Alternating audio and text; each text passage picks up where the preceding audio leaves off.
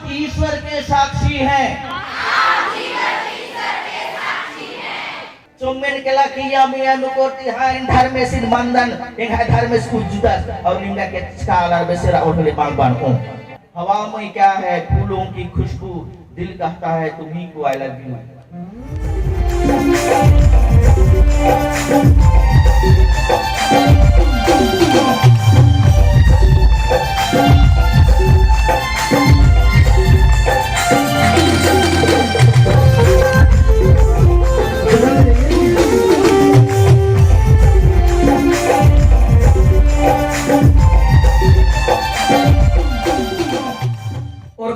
और उन्होंने है जियाई गड्डी थी जय यीशु, जय यीशु। हाय हेलो हेलो चलो अभी मैं आप लोगों को ले चलूंगा। कहाँ कहाँ? अभी आप लोग अपने अपने बोलिएगा, मैं जीवंत ईश्वर का साक्षी हूँ। बोलिए और एक बार, मैं जीवंत ईश्वर का साक्षी हूँ। अब एक दूसरे के ओर इंगित करते हुए, आप जीवंत ईश्वर के साक्षी हैं। आप जीवंत ईश्वर के साक्षी हैं। परम आदरणीय गोलेंग डिनरी के डीन श्रद्धेय फादर दिलीप स्पुट्टा, धर्म प्रांत के युवा निदेशक श्रद्धेय फादर पॉल रोशन मिंज, निर्देशिका सिस्टर साधना, उपस्थित मेरे सभी पुरोहित भाइयों और धर्म बहनें और मेरे जिगर के टुकड़े, दिल के अंदर रहने वाले मेरे प्यारे प्यारे युवा साथियों, आज हम मनन चिंतन करने के लिए आए हैं कि मैं जीवंत ईश्वर का साक्षी हूं। क्या है? मैं जीवंत ईश्वर का साक्षी हूं। यह बाहरी धार्मिक क्रियाकर्मों तक सीमित नहीं होनी चाहिए, बल्कि यह ईश्वर के गुणों को समझना, अपनी आत्मा से आंतरिक संबंध स्थापित करना और प्रेम और विश्वास के माध्यम से ईश्वर के साथ एक जीवंत संबंध बनाना है। ध्यान दीजिएगा,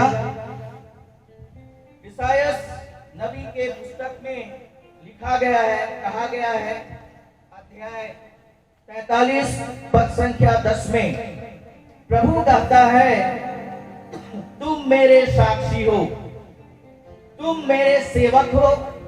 मैंने तुमको इसलिए चुना है कि तुम जान जाओ, मुझ में विश्वास करो और यह समझो कि मैं वही हूं।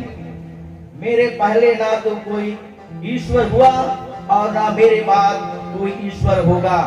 कहने का अर्थ है, ईश्वर क्या है? आदि और अंत है। ईश्वर ही प्रारंभ है और ईश्वर ही अंत है। और इसलिए मेरे प्रिय युवा साथियों, आइए हम मनन चिंतन करें और एहसास करें कि क्या हम वास्तव में आज जीवंत ईश्वर के साक्षी बनने के लिए स्वयं को तैयार किए हैं या तैयार हैं। जिस तरह से हम बड़ी उमंग के साथ, बड़े उत्साह के साथ इस युवा सम्मेलन में सम्मिलित हुए हैं, उसी उत्साह और उमंग के साथ आज हमको इस विषय वस्तु पर मनन चिंतन करने की आवश्यकता है।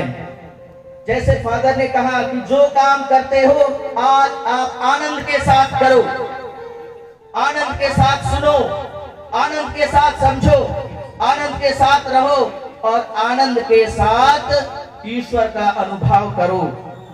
किसी का नाम आनंद तो नहीं है, अरे तो उसके साथ मत चले जाना। पहला बिंदु है आंतरिक अनुभव। ईश्वर हर जीव में आत्मा के रूप में निवास करते हैं, जो बाहरी रूप से दिखाई नहीं देता है, लेकिन उनके आंतरिक गुणों का अनुभव किया जा सकता है। आंतरिक अनुभव अर्थात कि आप केवल मुंह से बोलने वाले क्रिस्तीय युवा भाई बहन नहीं हैं। चुम्बन केला किया मिया नुकोती हाइन धर्म से मंदन इंगा धर्म से उजुदस और निंगा के स्कालर बेसरा उठले बांग हो। इसलिए आपको अपने जीवन में ईश्वर को आंतरिक रूप से अनुभव करना है। और इसके लिए तब हमारे लिए क्या करना है?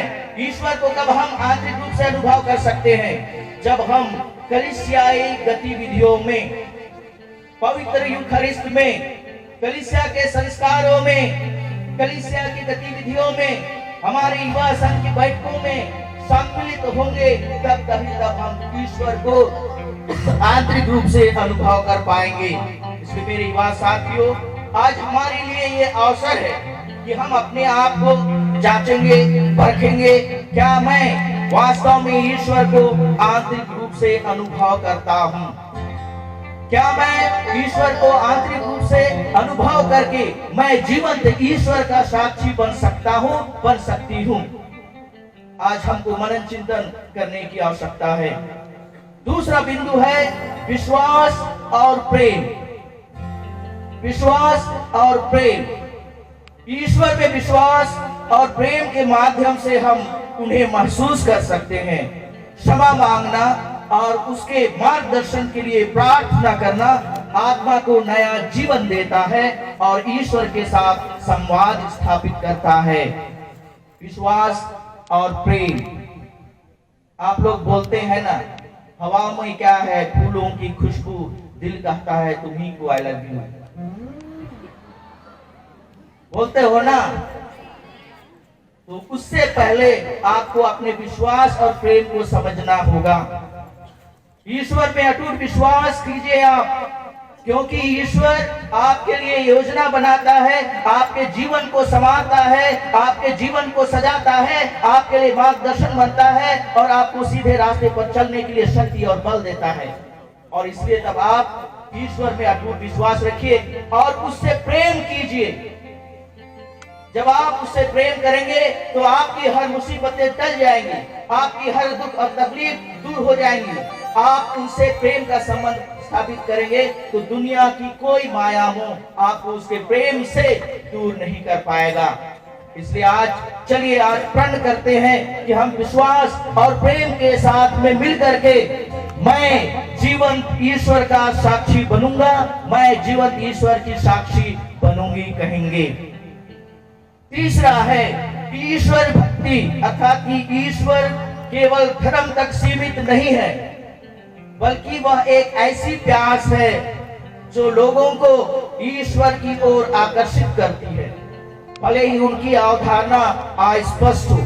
अर्थात कि केवल धार्मिक क्रियाकलाप तक ही हमारा ईश्वर सीमित नहीं है, लेकिन ईश्वर को पाने के लिए हमें एक ललक होनी चाहिए, हमें एक तड़प होनी चाहिए, हमें एक चाह होनी चाहिए कि मैं ईश्वर को प्राप्त करूंगा और ईश्वर को प्राप्त करके अपने जीवन को संवारूंगा। चौथा बिंदु है आध्यात्मिक जीवन। यह एक जीवित आध्यात्मिक जीवन जीने का एक तरीका है। आज हम देखते हैं कि हमारा गिरजाघर कैसे रहता है। आप हर रविवार को गिरजा जाते हैं? जाते हैं? शाबाश, जाते हैं तो अच्छी बात है, और नहीं जाते हैं तो आप अपने आप को धोखे में रख रहे हैं। आप मुझको बोल रहे जाते हैं और नहीं जाते हैं, तो आप मुझको झूठ नहीं बोल रहे हैं, आप अपने आप को झूठ बोल रहे हैं, है ना? आप अपने आप को झूठ बोल रहे हैं। पांचवा बिंदु है यीशु के साथ एक मुलाकात। जब तक आप यीशु के साथ मुलाकात नहीं करेंगे, आप जीवंत ईश्वर के साक्षी नहीं बन पाएंगे। इसलिए आपकी ये मुलाकात सामुदायिक तो होता ही है, लेकिन आपके जीवन में यह मुलाकात व्यक्तिगत भी होना चाहिए। और जब तक आप व्यक्तिगत रूप से यीशु से मुलाकात नहीं करेंगे, आप इस बात के साक्षी नहीं होंगे कि आप जीवंत ईश्वर के गवाही हैं, जीवंत ईश्वर के गवाह हैं। हमारी धर्म की नींव यीशु मसीह के साथ एक व्यक्तिगत और वास्तविक मुलाकात है, न कि केवल नियमों का पालन करना। यह मुलाकात ही हमें एक पवित्र जीवन जीने की ताकत देती है। याद कीजिएगा, जब हम यीशु के साथ जुड़ेंगे, क्योंकि वह पवित्र है, हम भी पवित्र हो जाएंगे। अगला है पवित्र आत्मा की शक्ति। पवित्र आत्मा की शक्ति, पवित्र आत्मा का वरदान हम सभी के लिए दिया गया है। जब छोटे थे तो हमें स्नान संस्कार के माध्यम से पवित्र आत्मा का वरदान दिया गया है। जब कुछ बड़े हुए, हमें दृढ़ीकरण संस्कार के द्वारा हमारे लिए पवित्र आत्मा का वरदान दिया गया है। और इस वरदान को पहचान करके अगर हम आत्मा के मार्गदर्शन से अपने जीवन को आगे बढ़ाएंगे, तो निश्चित ही हम ईश्वर के उस गवाही को तक पहुंच पाएंगे जिसके लिए हम यहाँ एकत्र हुए हैं, जिसको हम बताना चाहते हैं कि हम जीवंत ईश्वर के साक्षी हैं। अगला है जीवन और कार्य से गवाही। ना, जीवन और कार्य से गवाही। जीवित ईश्वर के साक्षी बनने का मतलब है अपने शब्दों और कार्यों से ईश्वर के प्यार, क्षमा और सच्चाई को प्रकट करना। इसमें यीशु की शिक्षाओं और उदाहरण का पालन करना, दूसरों की सेवा करना और प्यार का जीवन जीना शामिल है। जीवित ईश्वर के साक्षी बनने का मतलब केवल हम अपने शब्दों से नहीं, लेकिन हमारे कार्यों से भी यह परिलक्षित होना चाहिए, दिखाई देना चाहिए। हम हर सप्ताह गिरजा जाते हैं, लेकिन हम रोज झगड़ते हैं, रोज लड़ते हैं, रोज नशापान करते हैं, तो हम इस ईश्वर की साक्षी को नकारते हैं। और इसलिए तब आज हमको चाहिए कि हम जीवन शैली के द्वारा और अपने कार्य के द्वारा जीवंत ईश्वर की गवाही बने, जीवंत ईश्वर के साक्षी बने।